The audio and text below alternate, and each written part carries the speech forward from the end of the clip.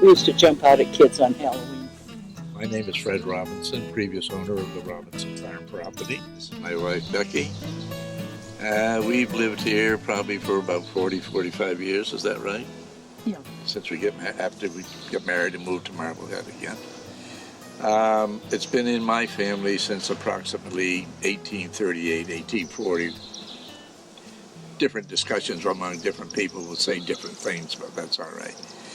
My great-great-grandfather bought this property and considerable other parcels of land in Marblehead back then. This was after he had retired from the Charlestown jail as the warden and ran for office in the State House. And he had to have a place to entertain, so he bought this wonderful piece of property with the salt box house on it and immediately added on the wing because he had to have a place to entertain his political friends. You can tell by the ceilings and the moldings The that different this is heights. a different era of architecture. This would be, if I were at the Lee Mansion, they would say this was the great room. This was the most important room of the house. This was the room that my husband's great, the Honorable, used to entertain.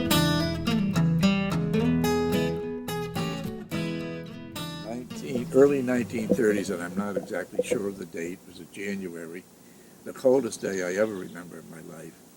The barn burnt down. All 55 cows were lost. The official reason was that whatever combustion they call that, that set off spontaneous combustion with old hay up there.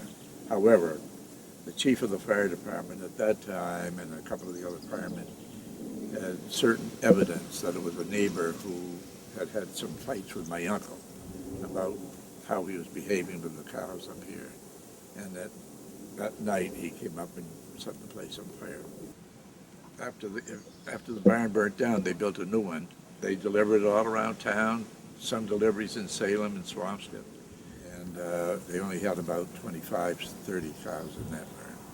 But they always sold, besides regular pasteurized milk, a lot of people wanted raw milk back in those days. And they delivered raw milk to people who wanted it. They never separated the cream from their milk. Any cream that customers wanted, they had bought and bottled the cream, but they did not separate any of the cream from their milk. There were quite a few apple trees here, and there was a cherry tree, which was a wonderful thing. But when I was a kid, we used to be up in it all the time. There was a peach tree down below here. There was a plum tree down there. Quite a few pear trees lining the driveway, but only strictly for consumption by the family. I never know they sold any of it. Of course, the cows get most of it anyway, so because they love that stuff. I think the biggest change when the school came in was that more and more people wanted to cut through. Our children played in the old barn, or the new barn, I should say, until it became a general nuisance and we had to have it torn down. The biggest change probably for us was the football field. We loved to hear the kids yell and scream, and that's about the only thing. Well, the original barn here that had burned down in the early 30s, it doesn't look big enough to hold 55 cows. No, this was not the whole barn. It extended over both sides and over the back too, so that there was plenty of room for that. This part right in here, along this edge here, was the dairy part, where they'd bottle the milk, wash the bottles, sing songs and keep me awake all morning and stuff like that. The wisteria, which has appeared in many family pictures, has been different sizes. Sometimes it's just a little thing going up the column. At other times, it's huge. We have a photograph of my husband's dad in his World War I outfit in front of the wisteria. All of our family have had their pictures taken in front of it. If I could have moved it, I would have, but I guess we just buy a new wisteria instead. This is it, dear. Our honeymoon cottage. It's a trap door in one of the old bedrooms in the old part of the house. that we have conjectured may have been a use for the Underground Railroad. And this is where the famous trap door takes place. And I'll let my husband take care of the trap door.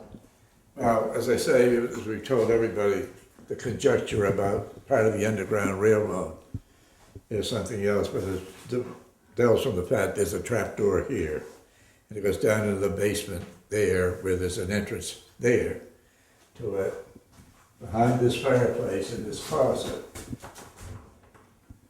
there's a space behind the chimney which people could hide in, and then they could go out that side to that door and across the fields to Salem Harbor. So, as I say, we have no actual proof of the fact, but it's just conjecture. Another conjecture which I've had is that years ago, people had cattle in their basements. The trap door could have been to throw hay down to feed them. So, take your pick. Part of the conjecture is that the Honorable Frederick Robinson, who owned this house, bought it, was a abolitionist. He was very prominent in that movement. I think we have papers that we will show you, documents that tell you about the history of a man who was really a very, very forward-thinking man. And that's one of the reasons why we think this could be true. But don't quote us on it. It's only conjecture. Finally, we were the last in the line. My sister-in-law had died. We thought if originally that we would like to renovate the downstairs and make it into our house, in which we would have loved. But it came to the realization is that we didn't know which we'd run out of first, in energy at our age or money. So then we decided that that we would sell the property. And then one afternoon, late in the day, Nikki Freeman knocked on the door. Can I talk to you for a minute? Nikki Freeman is part of the Open Space Committee, and Nick came in, sat at our dining room table, and told us what their group was working toward. And they put together the plan to sell this to the town of Marblehead. And then all of a sudden, it was going to be put on the ballot, and I guess this is real. We did nothing except offer it. As I've stated to them, we made the offer, you sold the farm. And that's what they did. A town meeting, which we did not attend, but we watched, of course. And the people in the town of Marblehead seemed to go for it. And they voted for it, I believe, overwhelmingly. I never really looked. So. But that's how Robinson Farm became part of the open space of Marblehead. And I think both of us agree that probably all the Robinsons in back of us would have agreed it's a good thing.